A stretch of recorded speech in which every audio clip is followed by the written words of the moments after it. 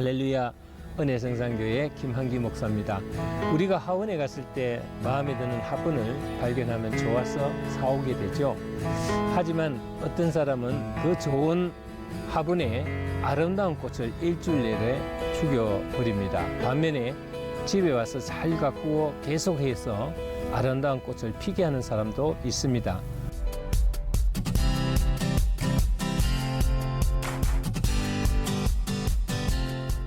은혜라고 하는 것도 그렇습니다.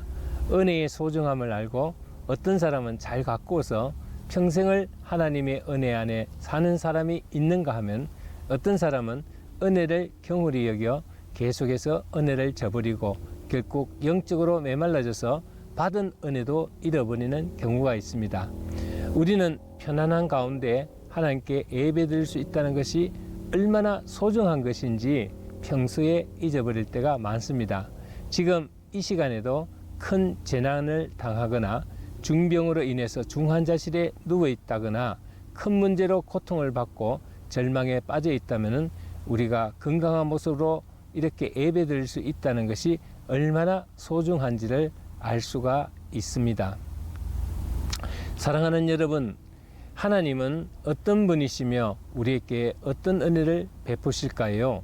하나님은 우리를 절망 가운데서 끌어내시는 분이십니다.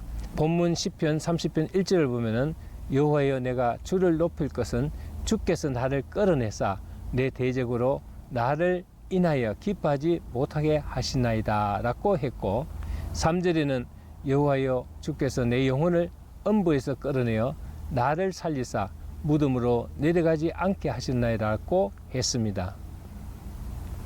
여기서 끌어낸다는 것은 깊은 웅덩이에 빠져서 자기 힘으로 나올 수 없을 때 끌어내주는 것을 말하죠. 이 세상을 사느라면 누구나 전혀 생각지도 못한 일로 인해서 인생의 밑바닥으로 굴러 떨어질 때가 있습니다.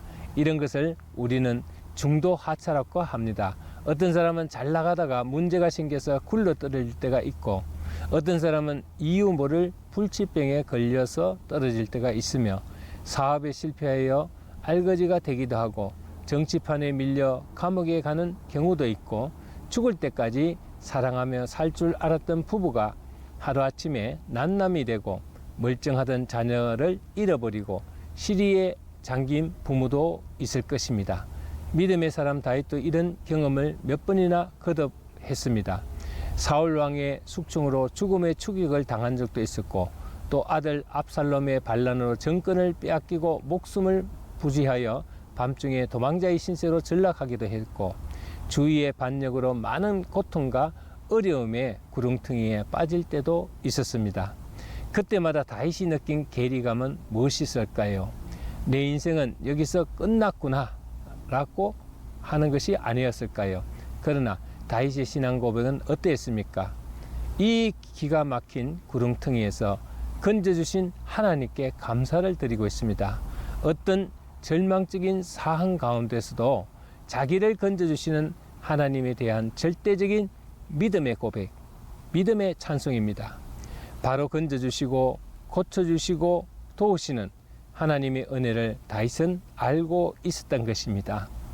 다윗은 이런 은혜를 알고 믿음을 잃지 않기 위하여 항상 은혜를 잘 관리하는 하나님의 사람이었습니다. 하나님은 우리도 끌어내십니다.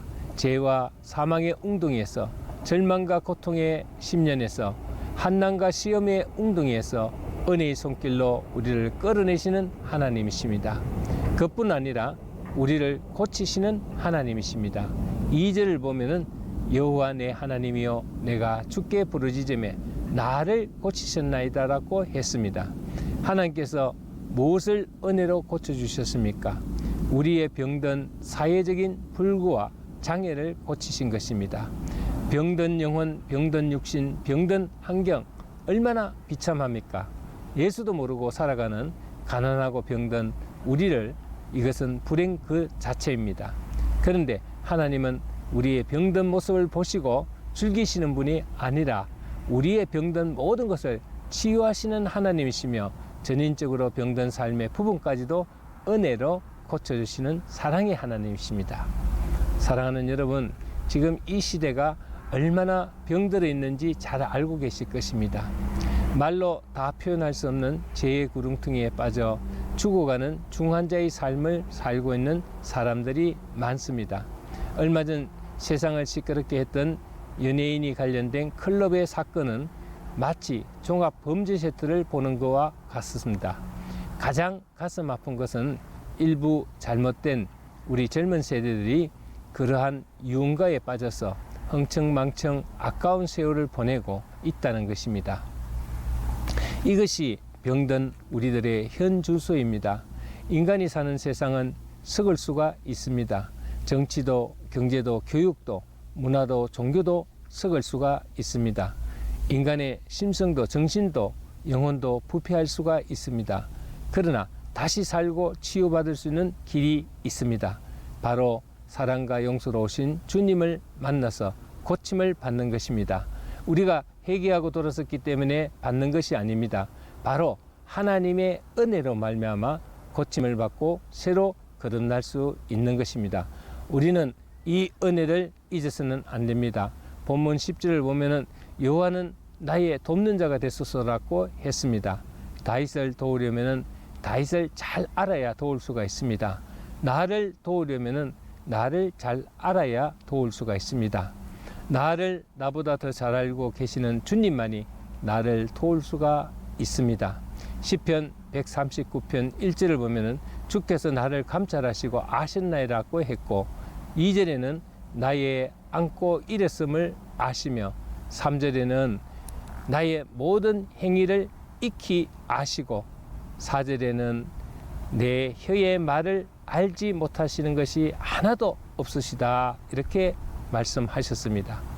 누가 우리를 이보다 더 잘 알 수 있겠습니까? MRI나 CT 촬영이 눈에 보이지 않는 속병을 알아낸다고 합니다만 하나님처럼 우리의 안과 밖을 다 알 수 없으며 우리의 생각까지도 알 수 없습니다. 그런데 우리의 생각까지도 아시는 그런 하나님이 나를 도우신다는 것입니다. 사람들은 하나님을 직접 만날 수가 없고 눈으로 볼 수 없다는 이유로 그 존재를 인정하려고 들지 않거나 하나님의 능력을 가소평가하려고 합니다. 누가 나를 도울 수 있겠습니까? 친구입니까? 아니면 친척입니까? 회사의 사장입니까? 아니면 권력의 실세입니까? 다 물거품입니다. 하나님은 우리의 어려움을 잘 알고 계십니다. 하나님은 나의 공고함을 잘 알고 계십니다. 하나님은 구경꾼이 아닙니다. 나를 도우시고 살려주십니다. 이 생이 끝날 때까지 변치 않고 나를 위로하고 도울 수 있는 분은 오직 하나님 한 분이십니다. 우리는 이런 은혜를 찬송하고 감사해야 합니다. 4절을 보면 주의 성도들아 여호와를 찬송하며 그 거룩한 이름에 감사할지다 하고 했습니다. 우리가 가장 먼저 하기를 원하는 것이 하나님께 찬송하고 감사하는 일입니다. 내 생명이 붙어 있는 동안 하나님을 기쁘시게 하는 것이 자녀의 도리입니다. 5절을 보면은 그 노염은 잠깐이요 그 은총은 평생이로다. 저녁에는 울음이 기숙할지라도 아침에는 기쁨이 오리로다. 아멘. 하나님께 대한 은혜의 소중함을 알고 잘 갖고 나가는 사람에게는 시련이 오더라도 시련을 통하여 하나님께서 더 큰 축복으로 함께 하시는 것을 잘 알 수 있습니다. 그래서 다윗은 이렇게 고백합니다. 6절 말씀입니다. 내가 형통할 때 말하기를 영영이 요동치 아니하리로다 하였도다. 우리는 이 삶을 영위하는 동안에 반드시 하나님이 우리를 건져주시고 고치시고 도와주셔야 한다는 사실을 알고 하나님을 경외하는 삶으로 늘 기뻐하며 감사하는 삶으로 하나님께 영광 드리는 저와 여러분이 되시기를 주님의 이름으로 축원드립니다. 감사합니다.